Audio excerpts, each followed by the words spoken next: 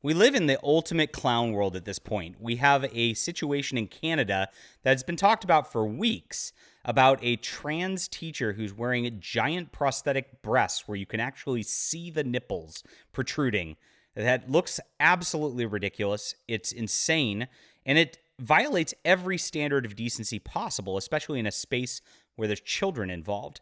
Why would anybody allow this to begin with? I remember having to go into the office space for work myself. And look, if I wore a short-sleeved collared shirt, I'd get reprimanded for wearing short sleeves. Even though it had the collar, the button down, everything, I had to keep my jacket on through the course of the day, even in the heat of summer, just because they had a standard of decency for work. And there's a reason for that. When you have that kind of conforming, you have people more focused in an environment, in a better work environment. And it's a good thing for adults.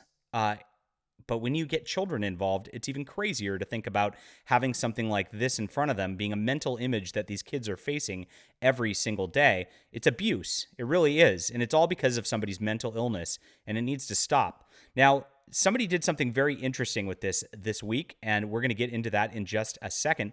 But for now, let me introduce myself. My name is John Delarose. I'm a #1 best-selling author, an award-winning comic creator, a journalist. I've worked for The Federalist, for Milo Yiannopoulos, for Bounding Into Comics. We've done a lot over the past 5 years, my friends, fighting this culture war, and what we've really been doing is pumping out awesome comic books and novels.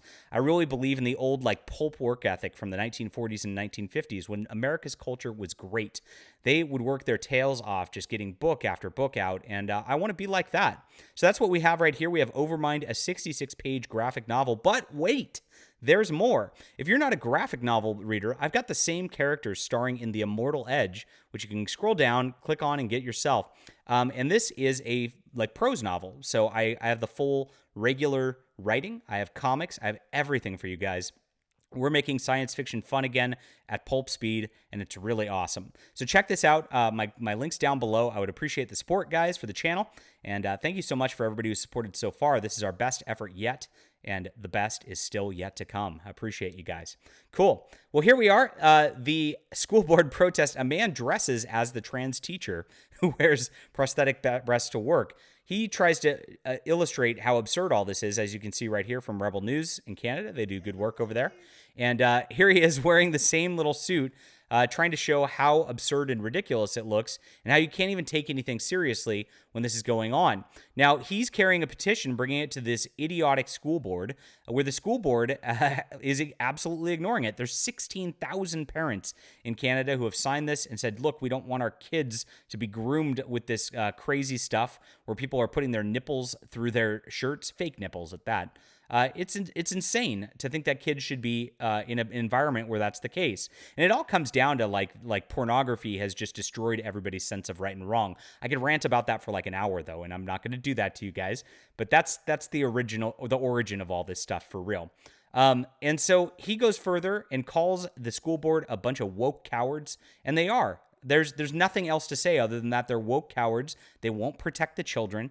They're going to try to affirm somebody's mental illness in order to just get golf claps from their little woke colleagues or whatnot. And it's really destroying the institution of a school. Now, on that level, I guess I'm okay with it because I want the school institutions destroyed.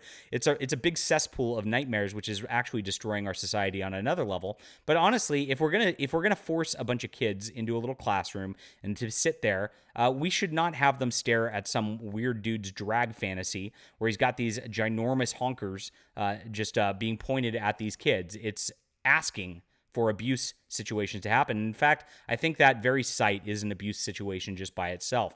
So that's it. I hope that this protest does something. I'm really proud of this parent who goes up there and shows and demonstrates the absurdity of it. Look, when you show how crazy something is, it's way better than telling it. It's a rule of fiction writing. It's a rule of writing in general. You want to show your point as best as possible. And that's what we have to do now. We have to get louder. We have to protest harder. And we have to stop these woke crazies from destroying our civilization. All right. Leave a comment down below with what you think about this.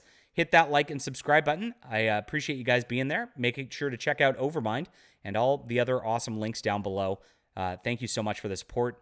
We're going to move forward. And look, we have the truth on our side, my friends. We will win.